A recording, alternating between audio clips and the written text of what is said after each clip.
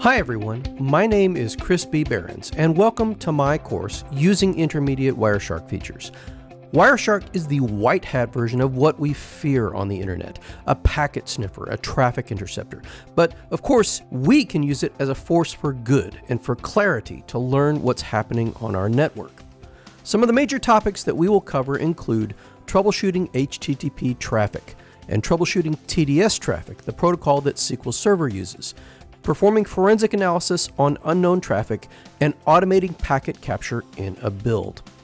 By the end of this course, you will have the skills and knowledge of how to leverage Wireshark beyond the introductory level and get a clear picture of what's happening with your traffic. Before beginning the course, you should be familiar with Wireshark and networking in general. From here, you should feel comfortable diving into advanced Wireshark topics like in-depth analysis, custom protocol dissectors, and the advanced statistics tools in Wireshark. I hope you'll join me on this journey to learn how to put a magnifying glass on your traffic with the Using Intermediate Wireshark Features course at Pluralsight.